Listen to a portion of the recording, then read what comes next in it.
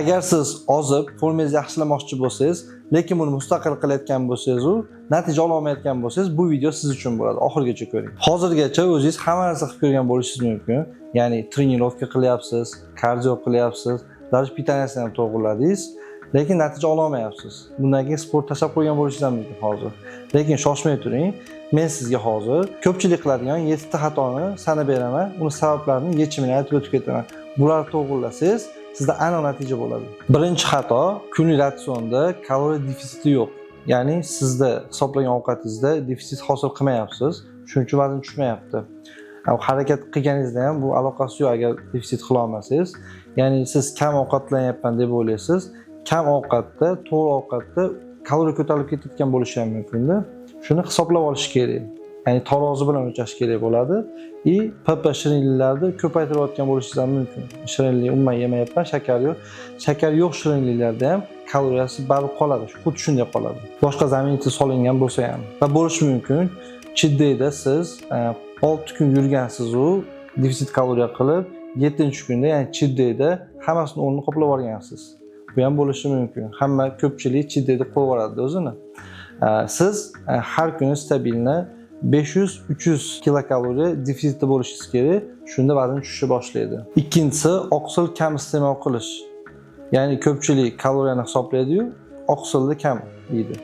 Ya'ni oqsil kam yesa nima bo'ladi organizmda? Birinchidan metabolizm sekinlashadi, tana sifat buziladi, ya'ni mushak o'smaydi, oqsil yetarli bo'lmasa. Oqsilda har 1 kilogramm uchun 2 gramm ish kerak bo'ladi. Bes tashlamoqchi bo'lgan odam ham darsh. Oqsil ko'p yesam, besim ko'tarilib ketadi deb o'ylaydi, lekin hech qachon oqsil bilan bes ko'tarilib ketmaydi, ya'ni oqsilda kaloriya past bo'ladi.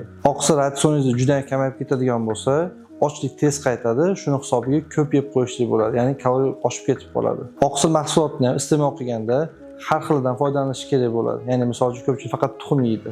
Bu ham bo'lmaydi.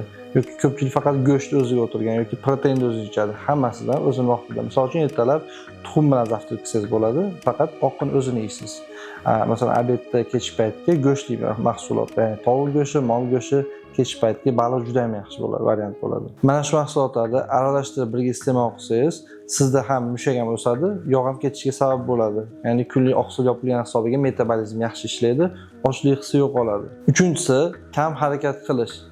Siz zalga borib trenirovka qilgan taqdiringizda ham kunlik umumiy kun davomida sizning harakatingiz juda ham kam bo'lishi.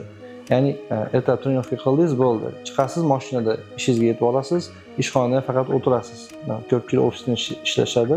Ishdan keyin nima qiladi? Mashinasida uyga boradi, даже liftda chiqadi. Zinadan foydalanmaydi. Shunda organizm juda ham kam kaloriya sarflaydi. Yeyotgan ovqatingiz даже dieta bo'lgan taqdirda ham vazn kam tushishiga yoki umuman tushmasligiga sabab bo'ladi. Vazn tashlayotganda kunlik qadamlaringizga ham e'tiborli bo'ling. Ya'ni agar sizda soat bo'lmasa, telefoningizdan boshqarsangiz bo'ladi. Kuniga 10.000, 8.000 qadam yurishga harakat qiling. Undan tashqari ofisda o'tirib ishlaydigan bo'lsangiz, har 1 soatda turib ozgina yurishga harakat qiling. Shunda o'z bilmay holatda kunlik davomida harakatingiz ko'payadi. Liftdan foydalanmasdan zinada chiqishga ham o'rganing. Bu ham kaloriya sarflashga kiradi. 4-sabab, uyquni e'tiborsiz qoldirish. Ko'pchilik sportga, ovqatga e'tibor beradi, lekin uyquni esdan chiqarib qo'yadi. Kuniga 5-6 soat uxlaydi. Bu sizda o'zgarishingizga juda ham katta ta'sir qiladi. Ya'ni shirinlikka ehtiyojni oshiradi, tikanishni juda ham sekinlashtirib yuboradi.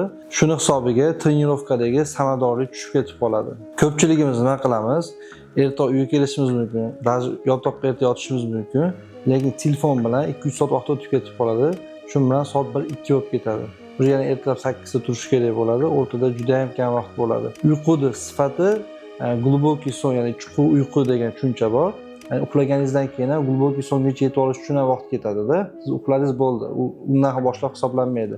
Qancha sizda chuqur uyqu ko'p bo'lgan bo'lsa, shuncha sizda tiklanish foydali bo'ladi. Ya'ni uyqudan foydalanish shuncha ola olasiz. 5-si, dam kunlari ortiqcha ovqatlanish. Ya'ni cheat meal haqida bo'ladi yoki cheat day haqida. Ya'ni kun davomida siz ovqatni xohlaganingizni yeyishingiz mumkin bo'ladi. Siz 6 kun faqat to'g'ri ovqatlanish bilan ovqatlandingiz, endi 7-kuni, ya'ni yakshanba kuni ko'pchilik qiladi, xohlagan ovqatini yeydi. Buni qilishingiz mumkin, faqat baribir kaloriyaga taqaladi gap, kaloriyani hisoblaysiz. Sevimli ovqatlar yeyishingiz mumkin, shu somsa bo'lishi mumkin, boshqa xamirli ovqatlar ham bo'lishi mumkin. Kaloriya defitsiti o'zi tanada qanaqa ishlaydi? siz har kunlik to'g'ri ovqatlanishingiz emas. Siz har 10 kunlikda qanaqa ovqatlanyapsiz? Siz har 10 kunlikda 80% хотя бы to'g'ri ovqatlanayotgan bo'lsangiz, ya'ni defitsit kaloriya yurgan bo'lsangiz, bu to'g'ri hisoblanadi. Siz 6 kun to'g'ri yurib, 1 kunning o'zida 6 kun yopib boradigan darajada yeysizda, shuni hisobiga sizda umuman o'zgarish bo'lmaydi. Mana shu yerda ko'pchilik xato qiladi. 6-inchisi sabarsizlik. Odamlar bir haftaning ichida ko'p narsa kutib oladi, o'zida xato bo'lyapti deb ratsionlarini o'zgartiradi ko'p. Shuni hisobiga o'zida vaqti o'zgarish bo'lmasligiga olib keladi. O'zi sog'lom vazn tashlash haftasiga tana foiziga 1% hisoblanadi xolos. Shuning uchun shoshilmasdan o'zingiz ratsioningizga qat'iy amal qilib 4-6 haftada o'zgarishni kuting. 7-inchisi juda qattiq dieta qilish, birdaniga ratsionda non, meva, shirinliklarni olib tashlash. Bu nimaga bunaqa bo'ladi? Natijani juda tez xohlash istagi bilan bo'ladi, lekin bunaqa qilish xato. Chunki bunaqa tizim bilan siz ko'pga bormasdan tashlab olishingizga olib keladi. Nimaga? Kuchli charchoq bo'ladi, kuchli ochlik bo'ladi, odam bu narsaga chidolmaydi. Siz nima qilishingiz kerak bo'ladi? Siz o'z hayot tarzingizga mos keladigan ratsion tanlang, чтобы siz buni uzoq muddat qilishingiz kerak bo'ladi. Ya'ni maqsadga yetguncha kamida 3-4 oy qilishingiz kerak bo'ladi. Agar sizda shunga o'xshagan fitnessga oid savollar bo'ladigan bo'lsa, bemalol kommentariyada yozing, javob beraman. Yana shunaqa foydali videolarni olishni xohlasangiz, kanalimga obuna bo'lib qo'ying.